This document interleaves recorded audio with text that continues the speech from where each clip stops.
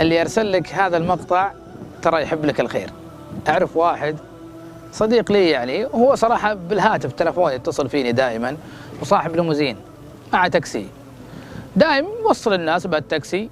فجأة يقول مرة هو في الرياض، يقول ركبوا معي 4 من الشباب، يقول ما أعرفهم، وقفوني قالوا ممكن توصلنا الشرقية يعني الرياض 400 كيلو. يقول ركبوا معي الشباب ذولي، عاد يحدثني يقول ترى أنا ماني مطوع بس أنا أحب الخير، ودائما يعني يركب معي أحد أشغل له شريط قرآن محاضرة.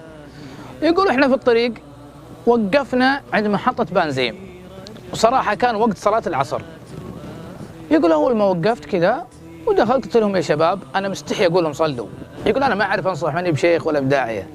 يقول فقلت لهم يا شباب إيش رأيكم نصلي؟ يقول طيب عن دائم قدام يركب الزعيم حقهم، تعرف الشلة الشباب لازم فيها زعيم. يقول اللي قدام هذا وش قال؟ قال والله اسمح لنا احنا ما نصلي. قال بهالعبارة احنا ما نصلي. خوينا هذا صاحب التاكسي يقول والله انفجعت، في مسلم ما يصلي؟ في مسلم ما يتقرب الى الله بالصلاة؟ يقول حتى اني ما عمري حددت على احد، قلت لهم يا شباب كل شيء للصلاة، كل شيء للصلاة، لو حتى عصينا أذنبنا إلا الصلاة لأنها صلة بيننا وبين الله. يقول سبحان الله قلت لهم يا شباب خلونا نصلي.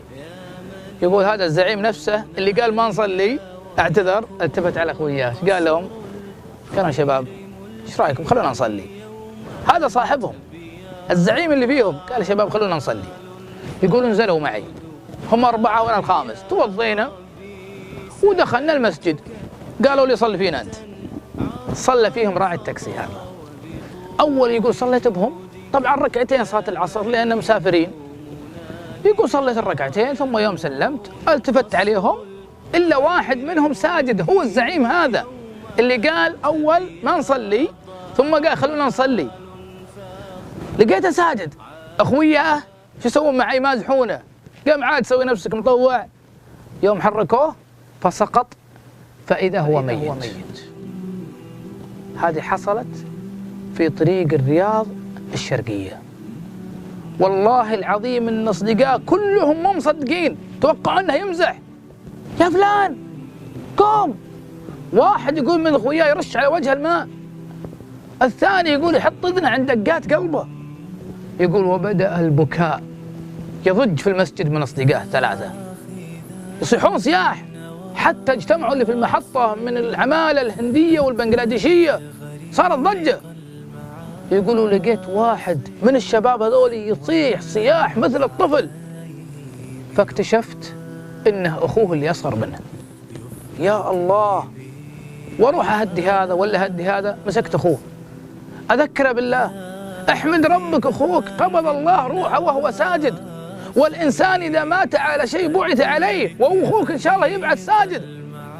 قال والله اني ما ابكي على اخوي انه مات، لكن هل تعرف يا اخي انا واخوي من 15 سنة ما صلينا، تو اخوي يصلي من 15 سنة ما سجدنا لله، من 15 سنة ما ركعنا لله، ثم يقبض الله روحه وهو ساجد.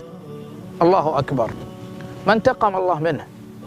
الله سبحانه وتعالى رحيم بعباده، يعني قبض الله روحه وساجد وهو يقول سبحان ربي الأعلى، وهو مستقبل القبلة وهو متوضئ. شباب الصلاة عشان ربي يوفقك صل، عشان ربي يحفظك صل. فلذلك أخوك اللي أرسل لك هذا المقطع أقسم بالله يبي لك الخير ويحب لك الخير. ليش؟ لأن الصلاة صلة بيننا وبين الله، من قطع الصلاة قطع الله عن قلبه الراحة. أخوك هذا لو اللي أرسل لك المقطع الآن لو أرسل لك فلوس تحبه ولا ما تحبه؟ تقول أكيد أحبه. لو أعطاك هدية جوال ولا غيره تقول أحبه. والله أعطاك أعظم هدية أنه ينصحك أنك تكون من المصلين. قم وأنا أخوك الآن توض وصل آخر صلاة ما صليتها، قم توضى الآن قم استعن بالله، ادحر الشيطان، استعن بالله من الشيطان الرجيم، قم توضى، شوف انشراح الصدر، رح للمسجد اطلب الله وانت ساجد في المسجد، قل يا رب اهدني، يا رب حببني للصلاة، وشوف حياتك كيف تتغير. الطفش، الزهق، ضيقة الصدر، النفسية التعبانة، والله تذهب مع الصلاة، لأن النبي صلى الله عليه وسلم يقول أرحنا بها يا بلال، الصلاة، وأوصى بها النبي صلى الله عليه وسلم حتى في آخر حياته. الله يجعلنا وإياكم مصلين. يلا الله يا شباب الصلاة.